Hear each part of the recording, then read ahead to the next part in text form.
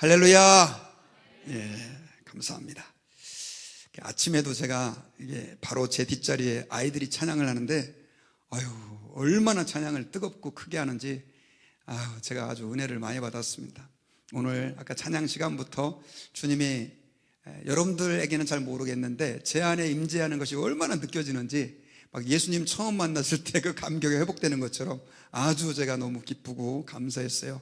그래서 오늘 여러분, 일일 부흥의 짧은 하루지만 하나님 앞에서 이 시간을 통해서 정말 저와 여러분들의 영혼이 새로워지고 정말로 성령 충만 받아서 올 한 해 승리하면서 살아가고, 비록 내 삶에 문제는 많지만 주님이 주시는 기쁨이 우리를 압도하는 그런 은혜가 저와 여러분들에게 있기를 주의 이름으로 축원합니다. 자, 오늘 성령 충만에 대해서 여러분들과 함께 오늘 본문을 중심으로 말씀을 들으려고 합니다.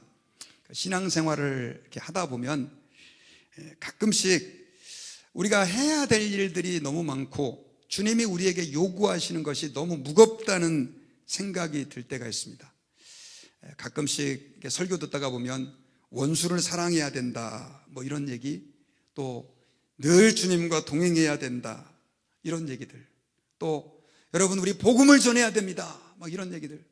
전하긴 전해야 되는데 내 여건 자체가 너무 힘든데 자꾸 그런 얘기하면 참 스트레스 받고 힘들어요.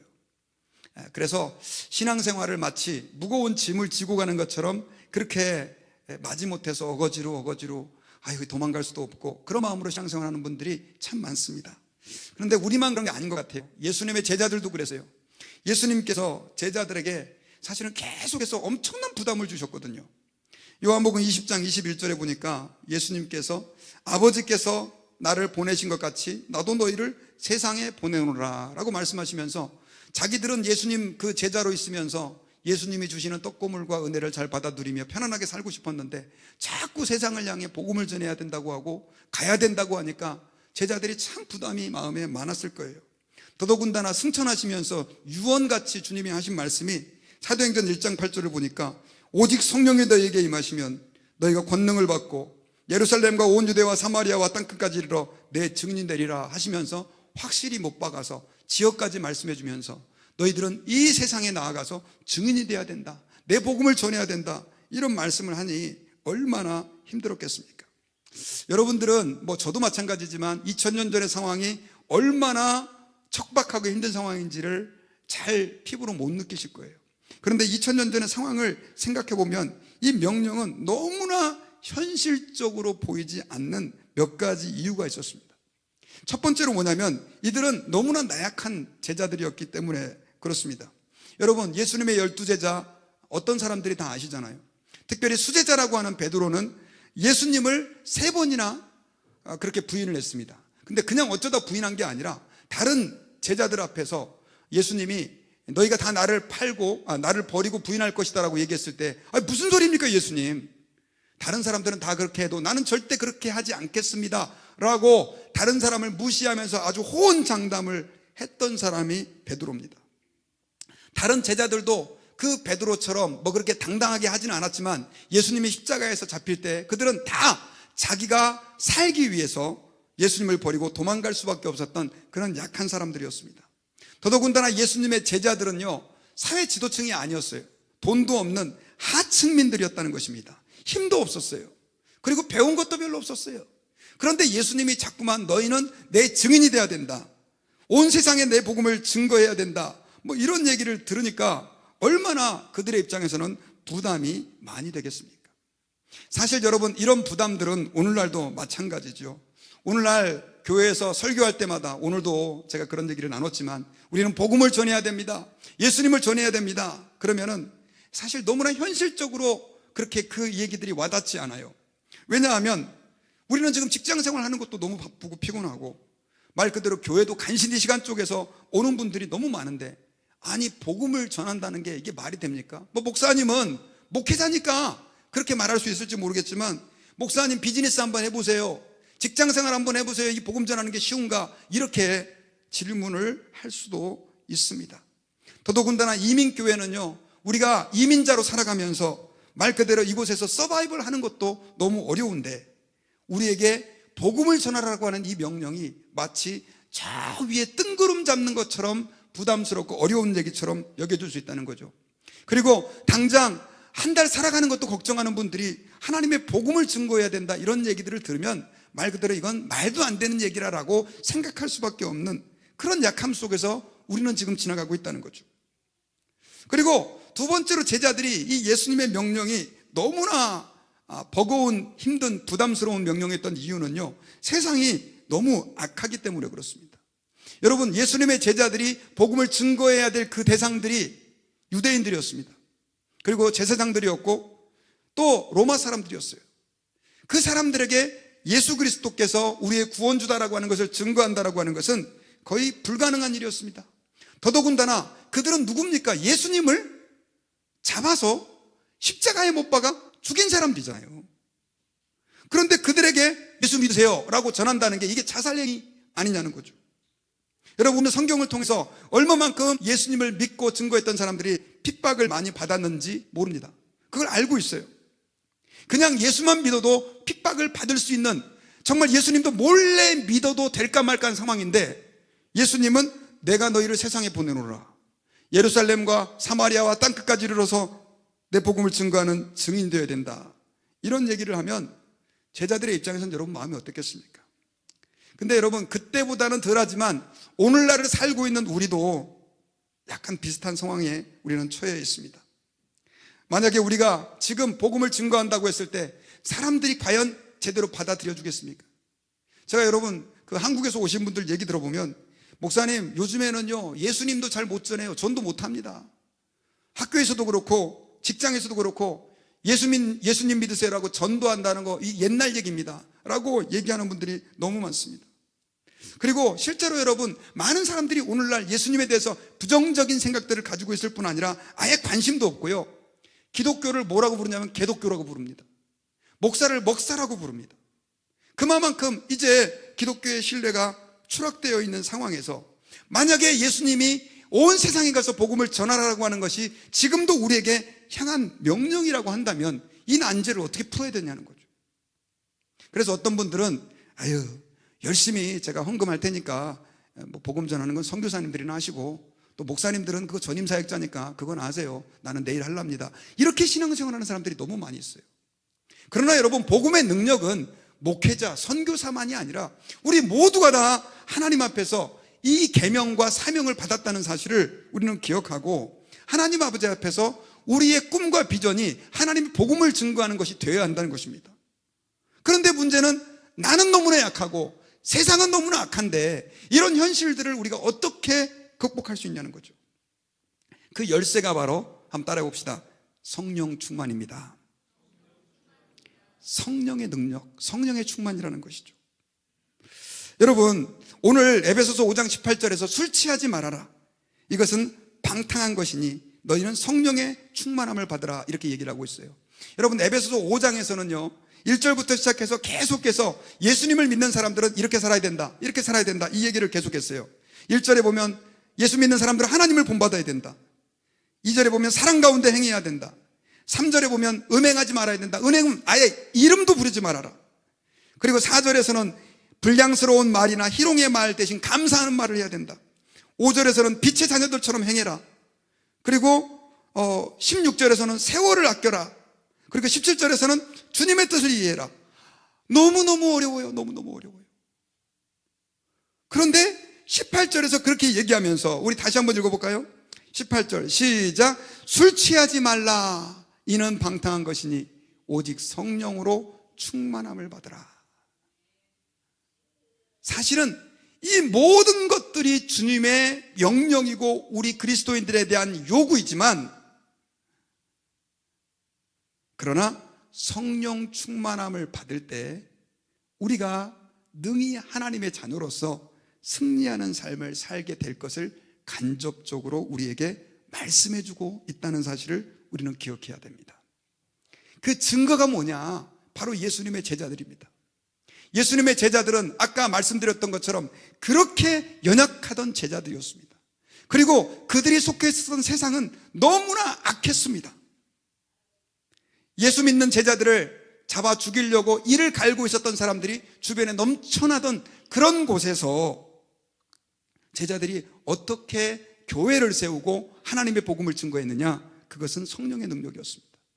예수님은 그래서 너희가 땅끝까지 이르러 내 증인이 되리라라고 말씀하시면서 그 제자들에게 너희들은 예루살렘에 먼저 모여서 떠나지 말고 아버지의 약속하신 성령을 기다려라라고 그들에게 명령을 했습니다. 사실 제자들은 예수 그리스도의 이 어마어마한 명령 앞에 다른 할 게 없었어요. 그래서 예수님의 말씀대로 이 마가의 다락방에 모였는데, 성경에 보니까 모인 무리의 수가 몇 명이었다고요? 한 120명 정도 되었다고 합니다. 120명. 근데 120명이면 참 많이 모인 것 같지만 굉장히 적은 숫자예요. 왜냐하면 예수님의 승천을 목격한 사람은 성경에 보니까 고린도전서 1장에 베드로를 포함한 그 형제들만, 남자들만 500명이라고 얘기를 하고 있어요. 여자와 어린아이, 노인들을 뺀 숫자니까 예수님의 승천을 직접 목격한 사람들은 적어도 1000명에서 2000명까지도 볼 수 있는 거예요. 그런데 그 사람들은 다 못 모이고 120명만 모여서 그들은 하나님 아버지 앞에서 오직 한 가지 기도 제목을 가지고 기도했습니다. 그 기도의 제목은 뭐였어요? 성령님 오시옵소서. 성령님 충만하게 저희들에게 임해 주시옵소서라고 하는 것이었습니다. 왜냐하면 그들이 할 수 있는 것은 아무것도 없었어요. 그런데 오순절날이 되어서 그들이 기도한 지 열흘째 되던 날에 정말 기적과 같은 일이 일어났습니다. 하늘에서 성령님이 그 모임 120명에게 임했는데 마치 하늘에서 불이, 실제로 불은 아니었습니다, 불이 임하는 것처럼, 그리고 그 불의 혀가 갈라져서 각 사람들 위에 임하는 것처럼 임하게 됐는데, 이 일들이 있고 나서부터 말 그대로 제자들이 하나님 앞에서 정말 놀라운 하나님의 사람으로 바뀌어버리는, 획가닥 뒤집어져 버리는 그런 역사가 일어나게 된 것입니다.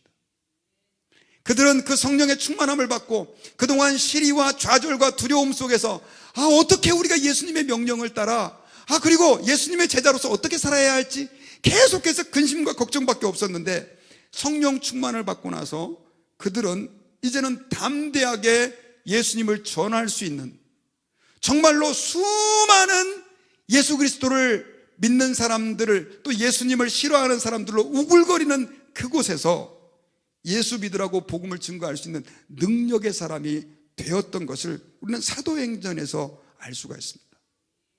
그러니까 인간적으로 생각했을 때 예수님의 제자들이 하나님의 복음을 증거해가지고 교회가 세워지고 복음이 증거된다라고 하는 건 사실 불가능한 일이었는데, 이 일이 가능했던 것은 뭐다? 성령의 역사, 충만하게 성령님이 그들 가운데 임하였기 때문에 그들이 그 모든 어려운 환경을 뚫고 하나님의 복음을 증거할 수 있었다는 것입니다. 여러분, 사도행전 1장부터 28장까지를 시간적으로 따지면 한 30년 정도의 기간으로 봅니다. 처음 교인의 수는 마가의 다락방에 모인 사람 120명으로 계산하는데, 이때 이 30년 동안 하나님께 돌아온 사람들을 학자들이 숫자로 계산을 했는데 얼마 정도 되는지 아세요? 10만 명이 돌아왔답니다. 몇 명이요? 10만 명. 120명이, 그것도 그렇게 척박하고 어려운 환경에서 10만 명이 예수 그리스도께 돌아왔어요. 이것은 성령의 역사라고 말할 수밖에 없는 것입니다. 그러므로 여러분, 우리가 동일하게 오늘날 같이 어렵고 팬데믹에 의해 사람들이 교회도 나오지 않는 이 시대에, 그리고 이제는 다 미디어에 빠져가지고 신앙에는 관심도 없는 이런 시대, 더 잘 먹고 더 잘 살고 더 편안한 삶들을 좋아하는 이 세대 사람들에게 예수님이 가서 복음을 증거하고 그들을 예수 믿게 만들려고 했다고 한다면 이거 어떻게 우리가 감당할 수 있냐는 거죠.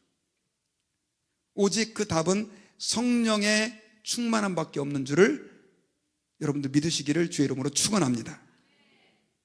자, 그런데 이렇게 얘기를 하면 어떤 분들은, 아니 목사님, 성령님이 지금 내 안에 계신데 뭐 자꾸 성령님이 오시옵소서 하고 성령님이 뭐 우리 가운데 충만하게 임해야 된다 뭐 이런 얘기 하십니까? 라고 그렇게 의문을 가지는 분들이 계세요. 사실 여러분, 예수님을 여러분들이 진심으로 주님으로 고백하고 영접하셨다고 한다면 여러분들 안에는 성령님이 계시는 줄을 믿으시기 바랍니다. 아까 오전 예배 때도 여러분들이 그 전에 또 하셨던 분들도 계시겠지만 예수 그리스도를 내가 구주로 영접한다라고 하는 그런 결단을 다 하셨어요.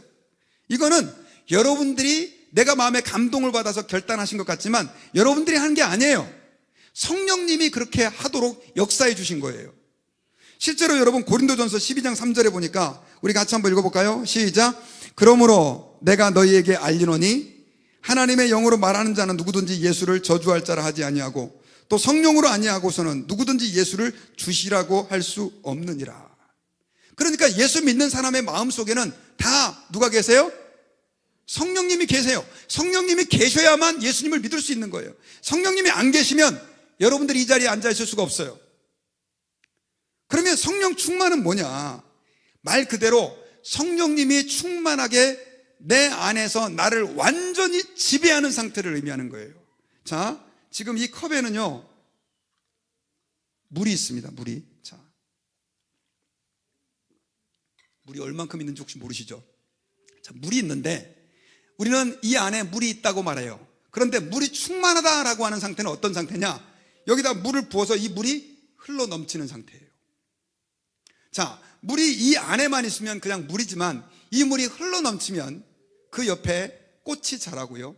그리고 메마른 땅에 풀이 납니다. 나무가 자랄 수 있어요. 특별히 여러분, 성령님은 물은 아니지만 그러나 성령님의 역사하심은 두 가지로 나눌 수 있는데, 첫째는 내 안에 임재하여 계신 상태가 있고 충만하게 넘쳐 흘러서 나를 지배하는 상태가 있어요.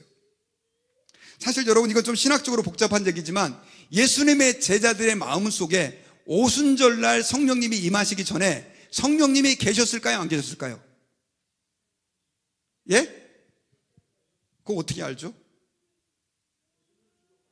예! 마태복음 16장에 너희는 나를 누구라고 하느냐?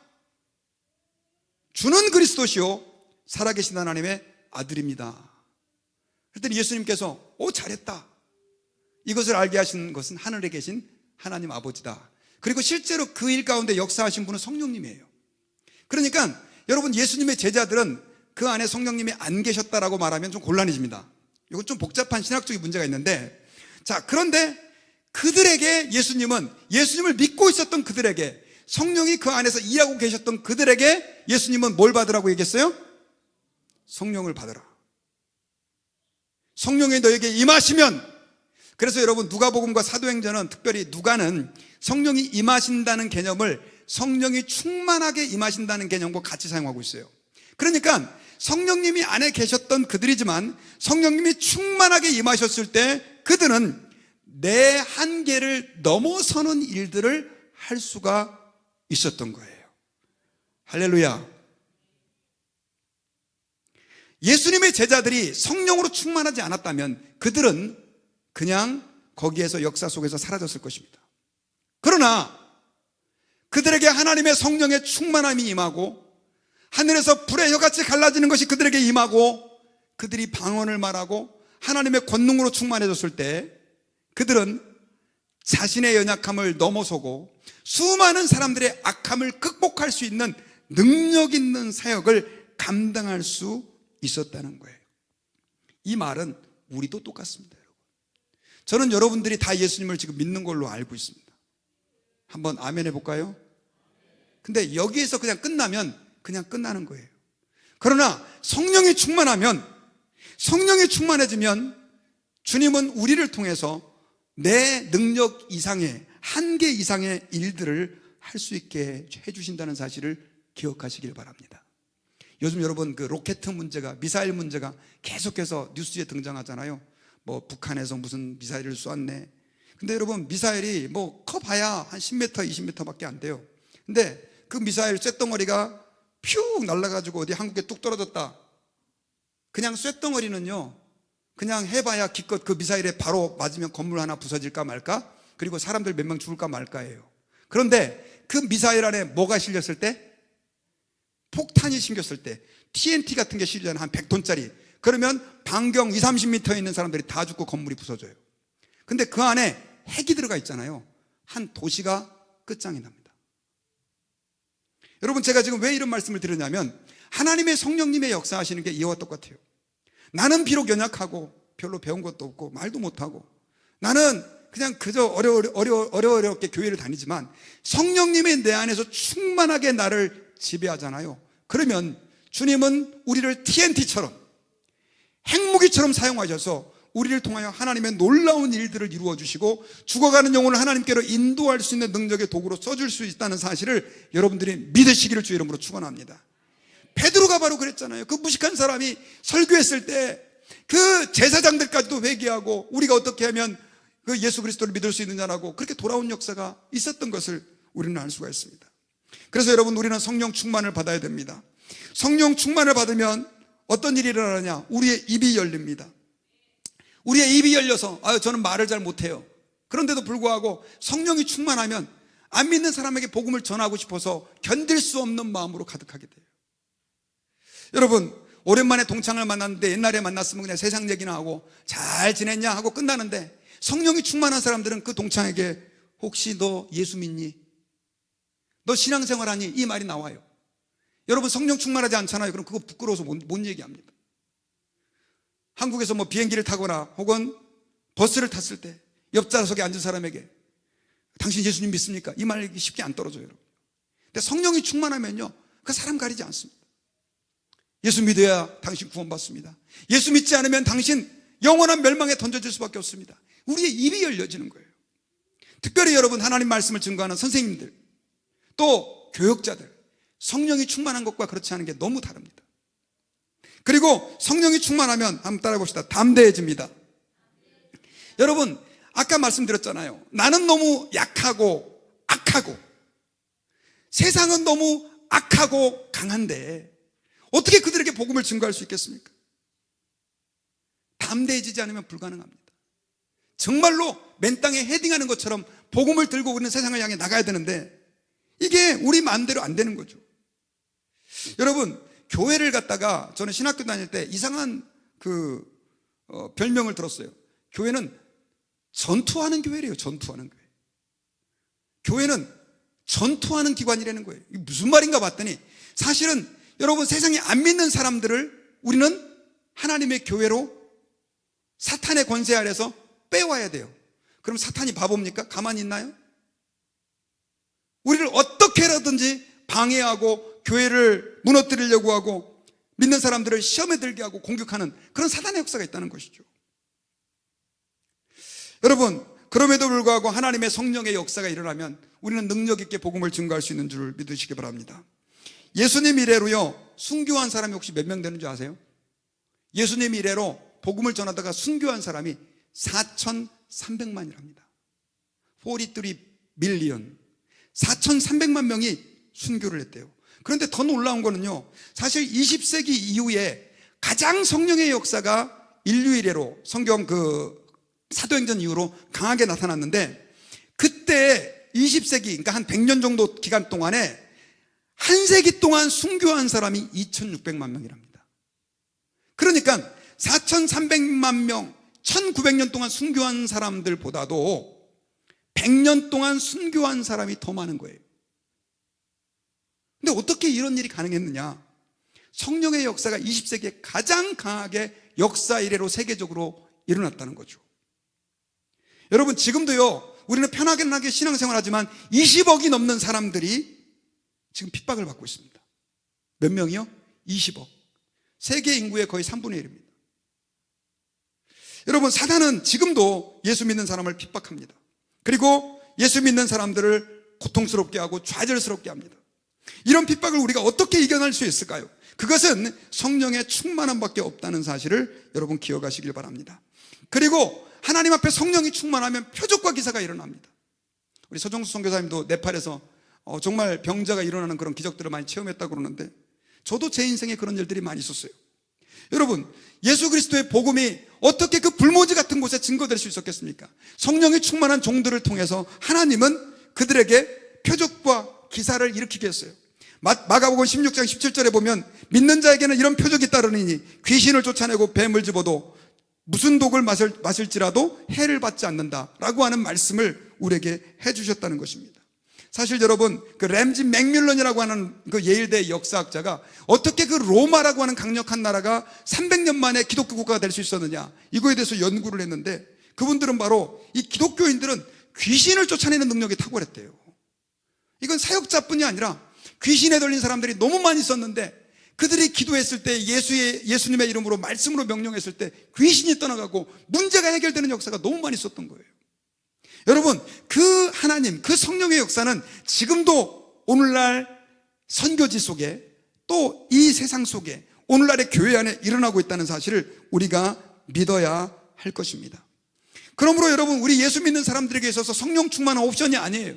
우리 모두가 다 성령 충만으로 하나님 앞에서의 그 사역을 감당하는 하나님의 사람이 되어야 합니다.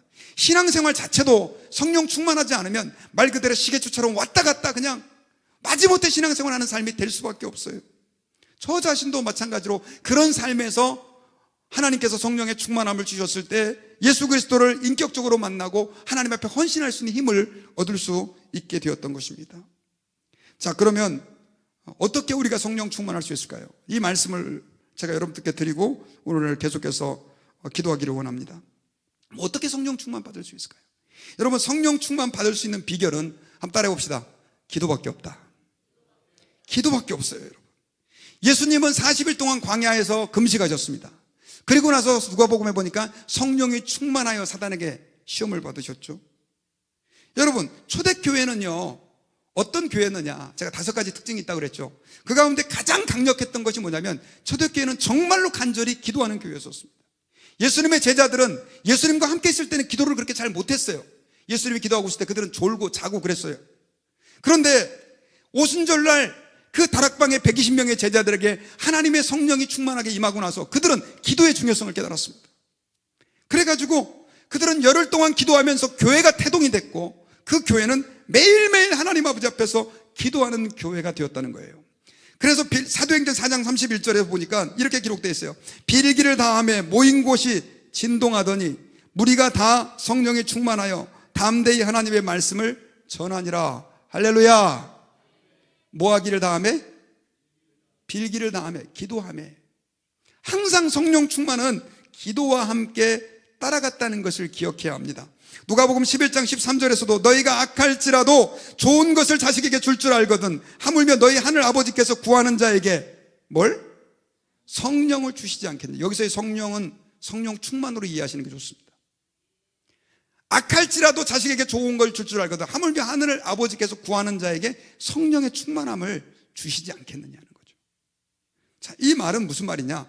우리가 기도하지 않으면 성령 충만할 수 없어요. 하나님 앞에 우리는 기도해야 합니다.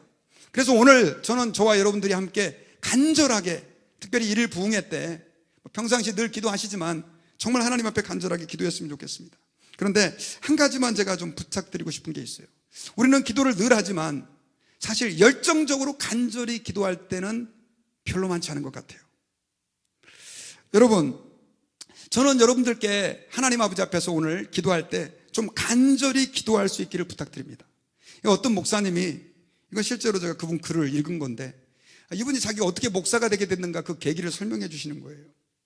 처음에 이분은 기도할 때 있지 않습니까? 기도는 그냥 조용히 눈만 감고 하는 거라고 생각을 했다는 거예요. 그래가지고 어느 날 이제 금식을 하면서 더더군다나 기력이 되게 쇠한 상태에서 눕고만 싶은 그런 상태에서 기도원에서 이제 조용히 기도를 하려고 그러는데 사람들이 막 은혜를 달라고 성령 충만 달라고 얼마나 시끄럽게 기도를 하는지 짜증이 나더랍니다. 그래가지고 속으로 이렇게 생각을 했대요. 예수님이 귀가 잡수셨나 아니면 돌아가셨나 왜 그렇게 시끄럽게 기도를 하는지 모르겠다고 그렇게 생각을 했대요. 그러면서 그들을 굉장히 안 좋은 시각으로 생각을 했다고 합니다. 그래 나중에 이분은 더 그냥 막 시끄러운 가운데서도 하나님을 찾는데 도저히 기도를 할 수도 없고 그냥 아유 어쨌든 이 금식 시간 좀 지나갔으면 좋겠다 이렇게 생각을 하고 오셨는데 그때 강사 목사님이 여러분 우리 부르짖어 기도합시다. 하나님 말씀대로 간절하게 한번 기도해 봅시다 하면서 이 메시지를 선포하시는데 아 그래 한번 나도 부르짖어 한번 기도해 보자 이렇게 생각을 하고 하나님 앞에서 기도하는 순간 그분에게 오순절날 하늘에서 불이 갈라지면서 그 제자들에게 성령이 임한 것처럼 성령이 임하신 거예요. 그래가지고 그때부터 하나님의 은혜와 능력의 그 놀라운 역사하심을 경험하면서 나중엔 이분이 이사야 41장 9절 말씀을 받고 하나님 앞에서 자신의 인생을 목회자로 드리는 결단까지 하게 됐다고 간증하는 내용을 제가 읽었습니다. 여러분 저의 경우도 마찬가지입니다. 저는 교회에서 사실은 말 그대로 왔다리 갔다리 신자였습니다. 그러다가 친구들을 만나 이렇게 사귀는, 교제하는 가운데 나는 정말 하나님을 믿는 건지, 교회는 다니고 세례는 받았는데 믿는 건지 아닌 것인지 잘 확신이 들지 않았어요.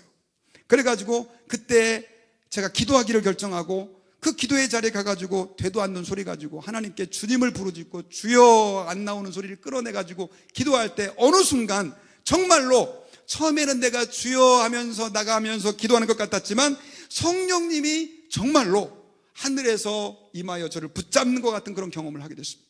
그때부터 기도가 터지기 시작하고 제 삶 가운데 있었던 모든 죄들을 고백하고 회개하게 되어서 결국 그때부터 이런 기도에 감격이 있구나 하는 것을 깨닫게 됐습니다. 그때부터 주님은 제게 엄청난 은혜를 쏟아부어 주셨고 결국 목회자로까지 제 삶을 헌신하게 되었습니다. 여러분, 시편 55편 16편 16절에서 17절에서 나는 하나님께 부르짖으리니 여호와께서 나를 구원하시리로다. 저녁과 아침에 정오에 내가 근심하여 탄식하리니 여호와께서 내 소리를 들으시리로다 라고 말씀을 했습니다. 여러분, 오늘 이 시간에 우리 같이 한번 기도하실 때 하나님 앞에서 평상시 저는 기도는 침묵 기도도 좋다고 생각합니다. 그리고 작은 소리로 기도하는 것도 좋아요. 그러나 오늘 우리 일일 부흥회니까 한번 하나님 앞에 간절한 마음으로 여러분들의 마음을 담아서 한번 하나님께 우리의 고백을 토해 놓으시기를 바랍니다. 여러분들의 답답한 거, 아픈 거, 속상한 거, 또 특별히 얼마나 연약합니까, 여러분? 저는 목회자지만 하나님 앞에서 나 자신을 생각할 때마다 너무너무 연약합니다. 설교를 할 때마다 얼마나 떨리는지 몰라요. 하나님, 이거 내가 할 수 있는 일이 아니에요. 성령님 나를 붙잡아 주세요 라고 하는 기도가 나올 수밖에 없어요. 저는 여러분들의 삶의 문제가 너무 많다고 생각해요. 자녀들의 문제, 부모님 문제, 가족의 문제, 직장의 문제 얼마나 많습니까, 여러분? 우리 하나님께 한번 오늘 간절한 마음으로 한번 부르짖어 기도해 봅시다. 불 좀 다 꺼주시고요, 우리 찬양팀 앞으로 나오시고 우리 하나님 앞에서 우리 찬양 부를 때 빈들의 마른 불같이 시들은 나의 영혼, 주님, 내가 은혜 받았다고 하면서도 얼마만큼 하나님을 기쁘게 하는 삶을 살았습니까? 그러지 못할 때가 너무 많이 있었는데 주님, 저의 죄를 용서해 주시옵소서. 우리 그런 마음 가지고 여러분, 우리 찬양 기도하는 마음으로 우리 한번 같이 고백합시다.